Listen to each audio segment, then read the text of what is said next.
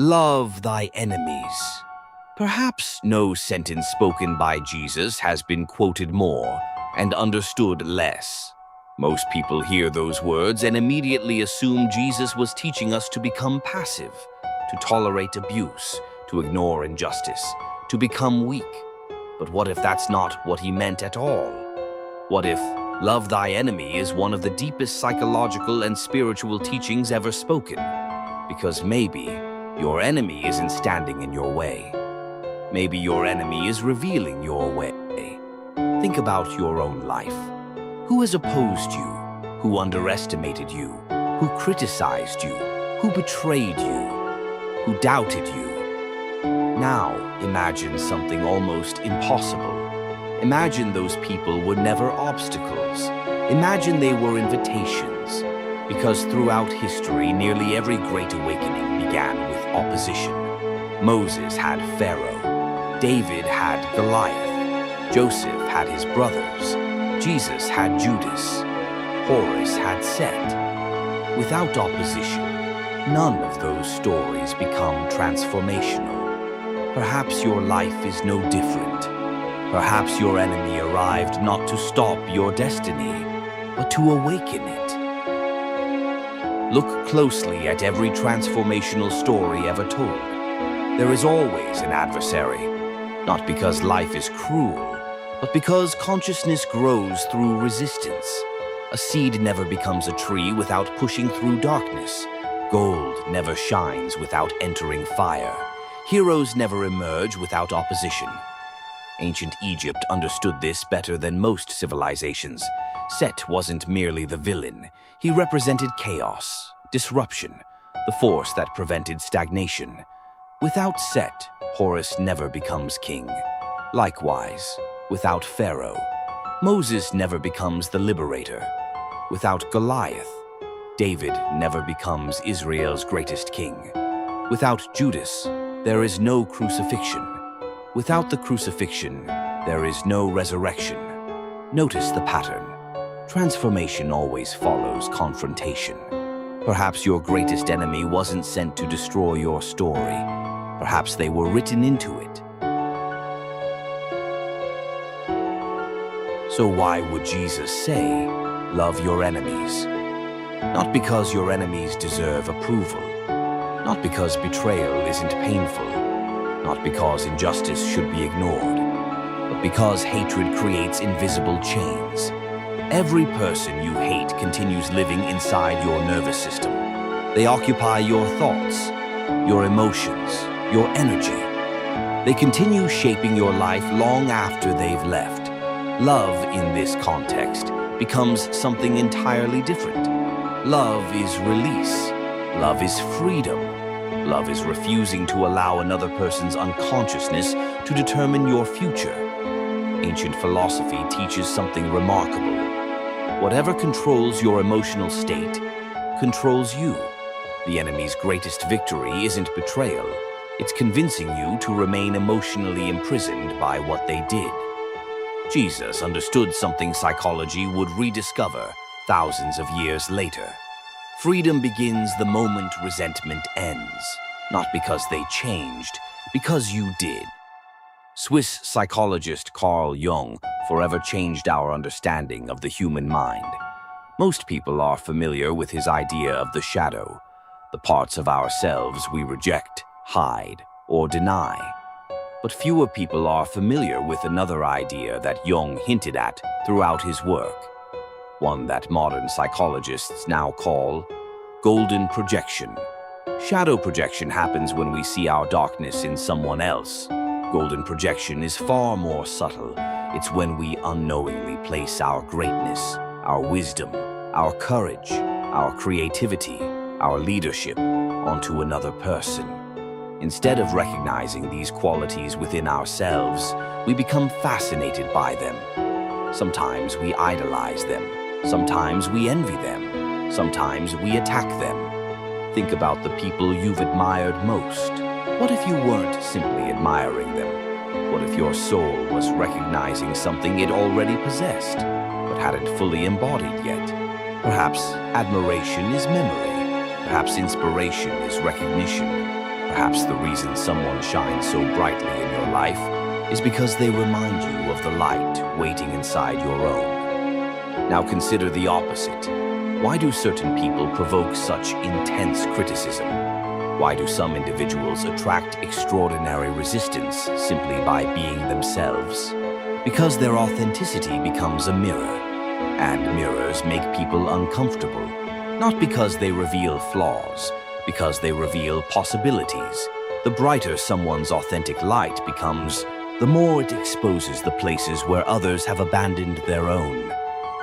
This journey from projection to awakening to authenticity is one of the central teachings behind the sacred Betrayal oracle.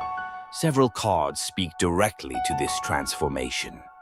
The mirror reminds us that every relationship reflects something waiting to be understood. The betrayer reveals the catalyst that interrupts illusion and begins awakening. The authentic self invites us to stop performing for acceptance and begin living from our deepest truth. Sacred rage teaches that suppressed power eventually demands expression, not through revenge, but through courageous authenticity. And finally, the liberation represents the moment we stop seeking validation from those who never truly understood our path. The enemy no longer defines us. The mirror no longer frightens us. The light returns home, because every card in this deck points toward the same realization. The betrayal was never the end of your story. It was the beginning of remembering who you really are. One of the strangest truths about human psychology is this. Sometimes, the people who oppose you see your potential before you do. Not consciously, but unconsciously. Imagine someone who abandoned their creativity years ago. Then they meet someone who creates fearlessly. Something inside them awakens. But instead of asking, how can I become more like that? The ego asks, how can I make them smaller? Because if they become smaller, I no longer have to confront what I've abandoned. This is why authenticity can be so disruptive. Not because authentic people are trying to challenge others, but because they unintentionally expose forgotten dreams, suppressed gifts, buried courage. Every hater carries a silent confession, not always about you, but about themselves. Your confidence reminds them where they lost theirs. Your voice reminds them where they became silent. Your freedom reminds them where they chose comfort over truth. Your light reveals the rooms they've kept locked inside themselves. This doesn't mean every criticism is jealousy. Healthy feedback exists, but persistent hostility toward authenticity often tells us more about the observer than the observed. Long before psychology, humanity understood envy. The ancient Egyptians knew that imbalance within the heart distorted perception. The Greeks warned against hubris and unchecked desire.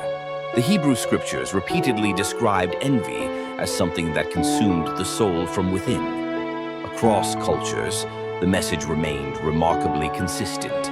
Envy rarely begins with another person's success. It begins with our own forgotten potential. The heart compares, the ego competes, but the soul remembers. Every moment of envy becomes an invitation, not to become less, but to become more, to ask a different question. Instead of, why do they have what I don't? Ask, what part of me is asking to awaken? Because perhaps the greatest blessing your enemies ever gave you was revealing the greatness you had forgotten. Imagine something almost impossible. Imagine meeting the person who betrayed you 20 years from now. Not in the middle of your pain, not while your wounds were still open, but after your healing, after your awakening, after becoming the person you were always capable of becoming. Would you still see them as the villain, or would you recognize something extraordinary? That without them, you may never have discovered yourself. This does not mean what they did was right. Some betrayals are devastating.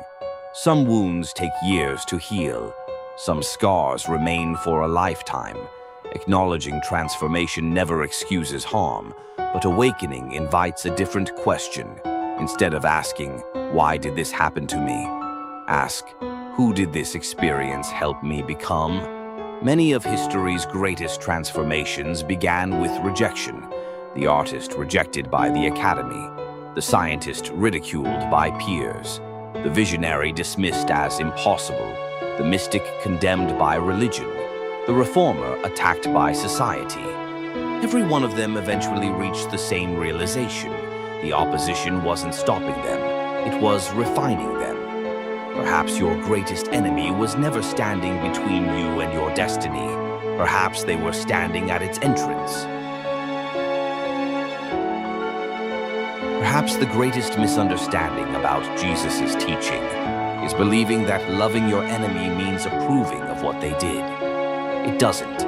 Love is not permission. Love is not surrender. Love is not pretending the wound never happened. Love is freedom. Freedom from resentment. Freedom from emotional imprisonment. Freedom from allowing another person's unconsciousness to become your identity. The enemy never had the power to define who you are. Only your response could do that. This is why hatred becomes a prison. Because whatever occupies your emotional world occupies your life. When Jesus said, "Love your enemies," perhaps he wasn't speaking for their sake. Perhaps he was speaking for yours. Because the moment you release resentment, the mirror loses its power. The lesson is complete. The soul no longer needs the adversary. Not because the world has changed, because you have. Perhaps the greatest blessing your enemies ever gave you was revealing the greatness you had forgotten. The criticism strengthened your voice. The rejection revealed your independence. The betrayal awakened your discernment. The opposition uncovered your courage. And eventually, the person you once blamed became the person who unknowingly introduced you to yourself. That is the paradox hidden within every awakening journey. The enemy never carried your power. They simply revealed where you had hidden it. And once your light returns home, there is no one left to fight, only someone left to become. If this message resonated with you, please take a moment to like and share this video and subscribe to the channel for more explorations into ancient wisdom, psychology, mythology, betrayal, shadow work, and spiritual awakening. And if you'd like to explore these teachings more deeply, be sure to check out the Sacred Betrayal Oracle deck featured in this video. You'll find the link in the description below. Until next time, remember, sometimes your greatest enemy was never sent to destroy your destiny. They were sent to reveal it.